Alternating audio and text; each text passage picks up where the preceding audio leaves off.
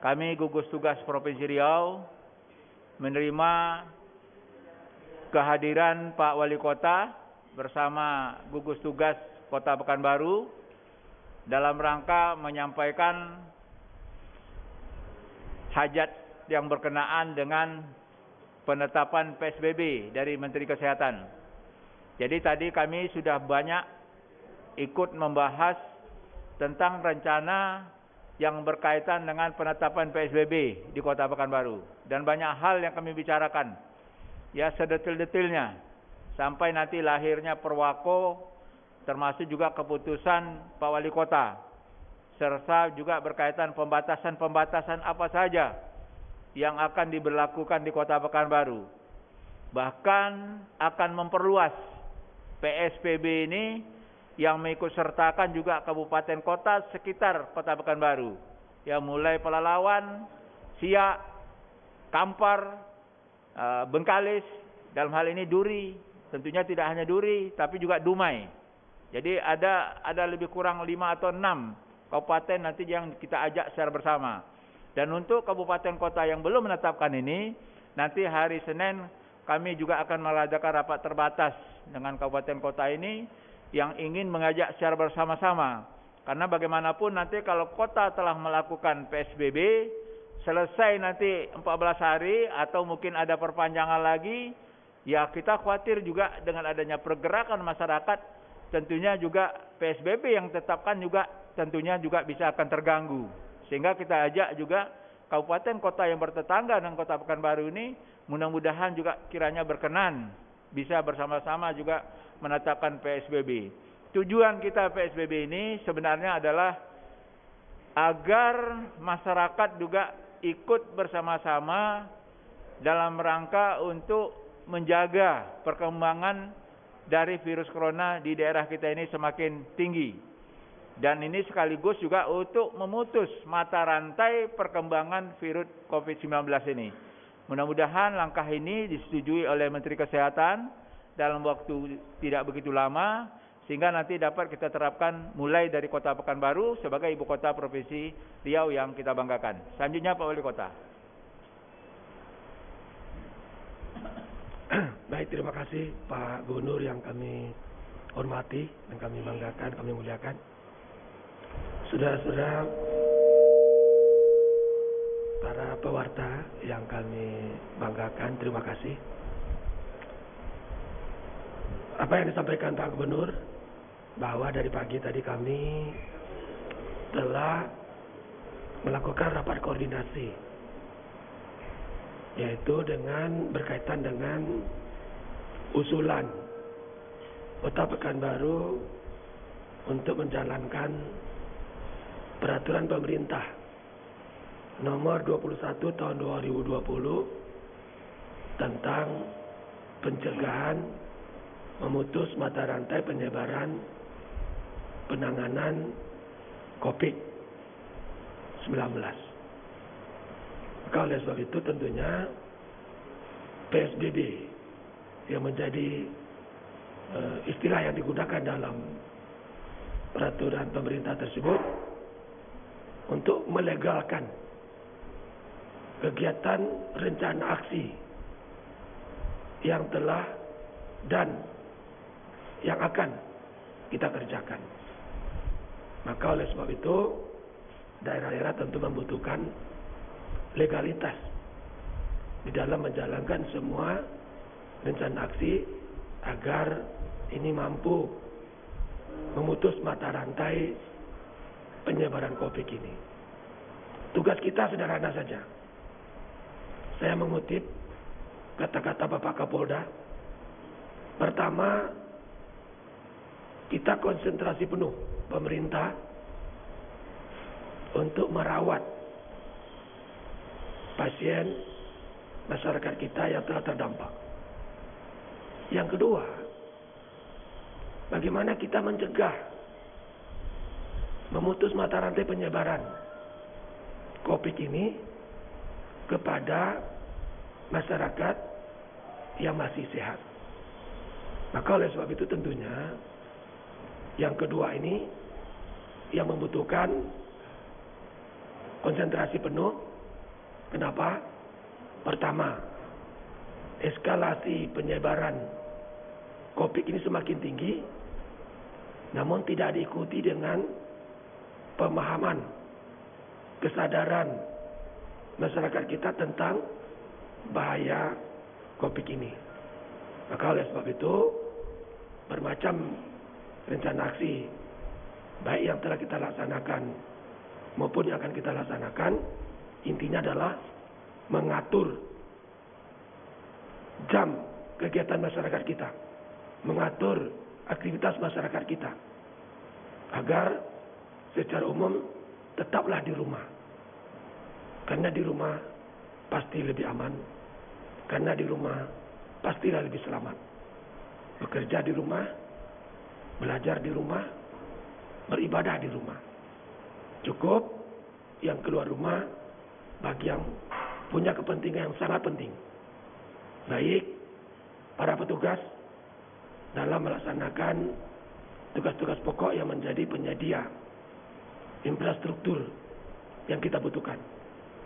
Baik itu untuk listrik, telekomunikasi, maupun juga transportasi dan juga ekonomi, penyelenggara ekonomi, pasar tradisional, pasar modern, dan lain sebagainya.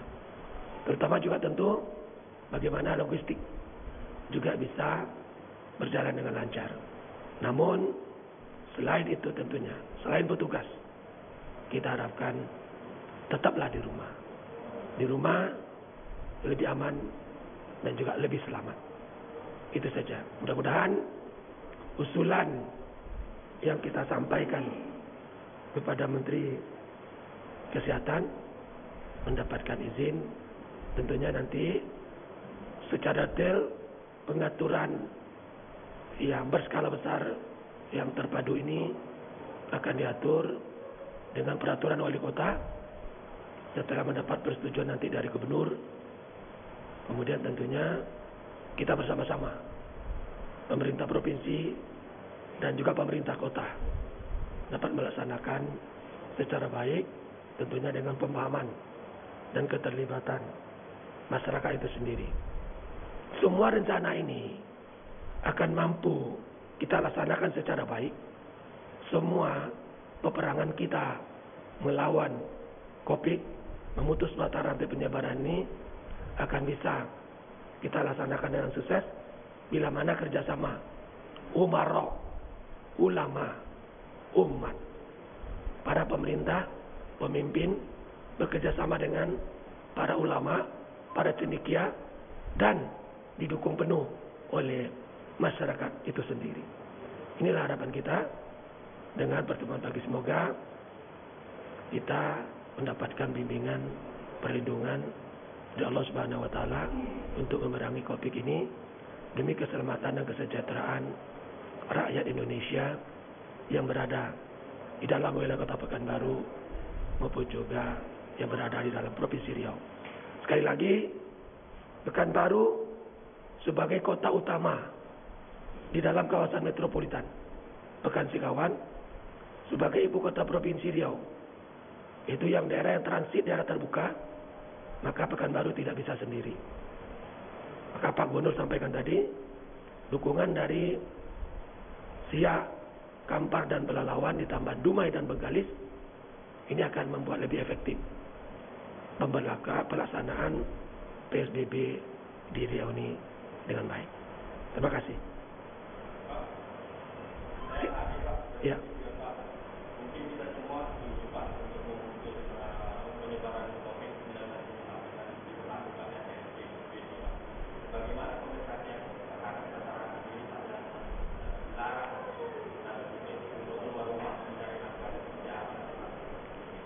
Baik, saudara sekalian, kita menyadari dan tahu dan paham apa yang sedang kita lakukan sekarang, apa yang sedang kita hadapi sekarang adalah krisis kesehatan. Sekali lagi, krisis kesehatan yang akan membawa dampak, yang telah membawa dampak kepada krisis ekonomi. Krisis ekonomi membawa dampak kepada krisis sosial. Dan pada ujungnya nanti, kalau ini sudah sampai ke krisis sosial juga tidak tertangani dengan baik, dia akan menjadi krisis keamanan. Untuk sosial, untuk ekonomi, pemerintah pusat telah mengatur bagaimana insentif-insentif yang telah dikeluarkan. Kami daerah, sami'na wa ata'na. Kita dengar dan kita pahami dan kita laksanakan apa yang menjadi kebijakan dari pusat. Untuk sosial, di samping kita mengacu kepada pemerintah pusat dan juga bersinergi pusat, provinsi, kabupaten kota untuk melakukan masyarakat yang terdampak. Maka kalau yang dimaksud adalah bagaimana kita menyediakan pangan. Nah, ini insya Allah pemerintah Kota Pekanbaru dan juga gubernur bersama dengan pemerintah pusat juga menjelang Ramadan ini akan ada bantuan kepada masyarakat yang terdampak, ya kan, oleh COVID ini dalam bentuk bantuan natural berupa pakai sembako. Menjadi jelas. Kemudian juga nanti bila mana kita melakukan pembatasan gerak masyarakat, perintah pengaturan pergerakan masyarakat atau pengaturan jam kerja masyarakat, jam aktivitas masyarakat selama 24 jam, maka masyarakat yang miskin, rawan miskin dan terdampak oleh COVID ini dibantu sembako selama proses dilakukan 14 hari atau sampai 20 hari. Itu kira-kira maksud.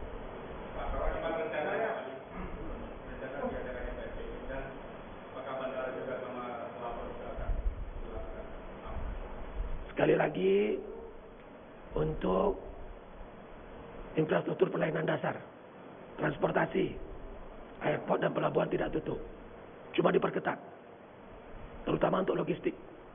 Pergerakan orang dibatasi, tapi logistik harus, apalagi Pekanbaru ini daerah makannya, terutama untuk makan itu dari daerah lain, ya, baik darat, laut, udara, pengaturannya lebih ketat. Ini tidak ada itu. Umumnya logistik itu tetap jalan, industri tetap jalan, sektor ekonomi ini kita tetap buka dengan pengaturan yang lebih ketat. Itu saya kira. Dari Pak Wali, berapa anggaran yang kita siapkan untuk masyarakat melalui kompensasi dari dampak PSBB ini, Pak? Kalau Provinsi Riau kemarin sudah menyatakan akan menyiapkan sebesar 300.000 per kakak. Nah, kalau satu tahun lalu berapa akan diberikan kepada masyarakat yang terdampak PSBB ini? Ada beberapa metode yang tadi kami maksudkan menjelang Ramadan, ya, ini bantuan sembako sekali bantuan, ya, dengan paket.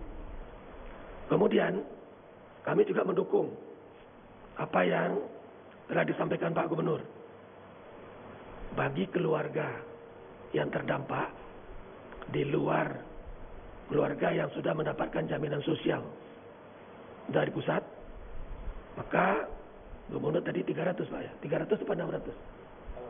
Kalau provinsi 300. 300 per bulan, ya, selama 3 bulan. Nah, kalau begitu kami juga ngikut, ya kan? Besarannya, ya besarannya kami juga ngikut. Kalau 300, ya kami 300 juga. Cuma nanti penerimanya mesti kita agar jangan terjadi overlapping. Kemudian sekali lagi, itu bantuan bulanan, ya kan?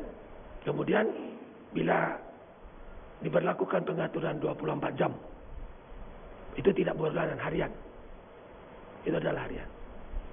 Jadi sekali lagi ada 3 bentuk. Masuk Ramadan sekali kasih untuk selama diperkirakan 3 bulan masa darurat, dikasih bantuan bulanan dan per kakak. Bila mana kita melakukan pengaturan masyarakat umum 1 kali 24 jam penuh tidak boleh keluar rumah. Maka selama 14 hari atau lebih yang kita tetapkan, masyarakat diberi bantuan ber-KK. Masyarakat miskin, ya. Masyarakat miskin, rawan miskin, dan yang terdampak. Itu jumlahnya untuk sementara kurang lebih 30-40 ribu KK untuk Kota Pekanbaru. Ya, cukup? Ya. Supaya clear bagi masyarakat, apa saja yang boleh dan tidak boleh dilakukan saat PSBB, siapa saja yang boleh keluar dan tidak boleh keluar, dan apa akan ada sanksi karena hingga per hari ini dengan status tanggap darurat di Pekanbaru, masyarakat masih banyak yang tidak atas himbauan perbedaan dan sebagainya. Baik, ini pertanyaan yang sangat bagus. Kita telah melaksanakan bahagian-bahagian dari kegiatan yang diarahkan oleh PP 21 dalam PSBB. Tetapi kita belum bisa lagi secara ketat.